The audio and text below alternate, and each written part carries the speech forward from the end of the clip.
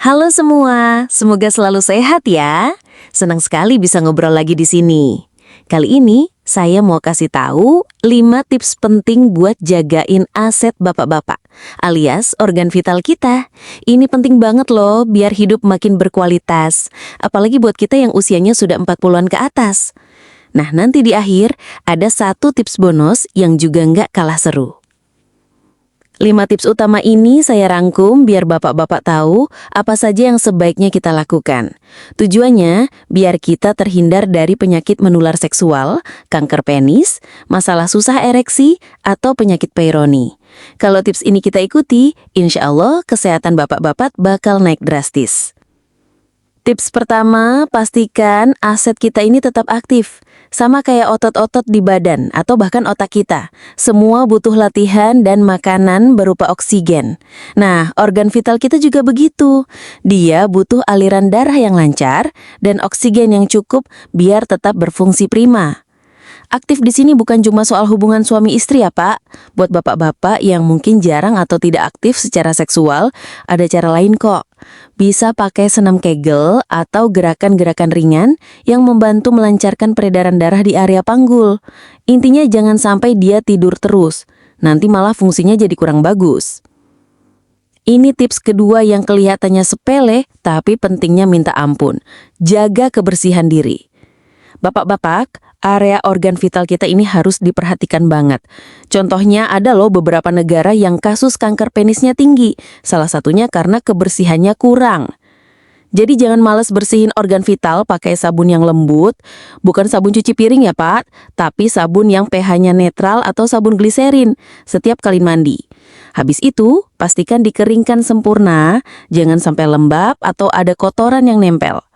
Terus, abis bertempur sama istri, baiknya juga dibersihin lagi. Soalnya tingkat keasaman atau pH di area itu bisa beda. Jadi biar bakteri-bakteri baiknya tetap terjaga. Tips ketiga, hati-hati kalau berhubungan intim pas ereksinya belum maksimal.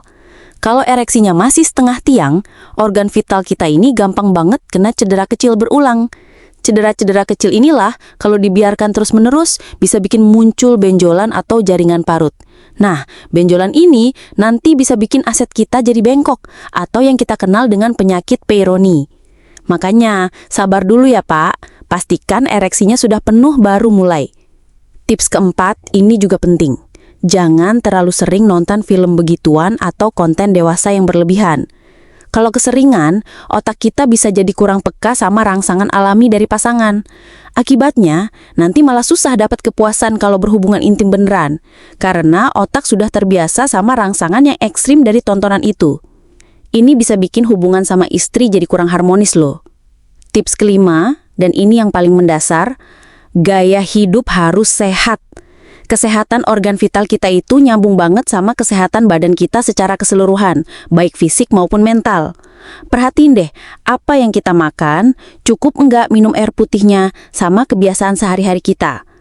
Hindari kebiasaan jelek kayak minum alkohol kebanyakan atau merokok. Ingat ya Pak, merokok itu salah satu biang kerok utama kenapa banyak pria susah ereksi dan kena penyakit Peyronie. Jadi, kebiasaan yang kita bangun sehari-hari itu ngaruh banget sama kesehatan dan kemampuan seksual kita. Hidup sehat itu investasi terbaik buat masa depan bapak-bapak semua. Oke, sekarang kita bahas tips bonus yang mungkin belum banyak bapak-bapak tahu, tapi ngaruh banget. Biasakan tidur tanpa celana dalam atau pakai celana dalam yang longgar banget. Tujuannya biar organ vital kita nggak tertekan waktu dia ereksi di malam hari. Pas kita tidur, organ vital pria itu bisa ereksi alami loh. Nah, kalau ketekan sama celana dalam yang ketat, ini bisa bikin gesekan atau cedera kecil yang berulang. Cedera-cedera kecil inilah kalau terus-terusan bisa bikin muncul jaringan parut yang ujung-ujungnya bisa bikin aset kita jadi bengkok atau kena penyakit Peyronie. Jadi, kasih ruang buat bernapas saat tidur. Gimana bapak-bapak? Semoga 5 tips sederhana plus 1 bonus ini bisa gampang dicerna dan bermanfaat ya buat kita semua. Kalau ada pertanyaan atau mau cerita-cerita, jangan sungkan tulis di kolom komentar. Sampai ketemu di obrolan kesehatan berikutnya.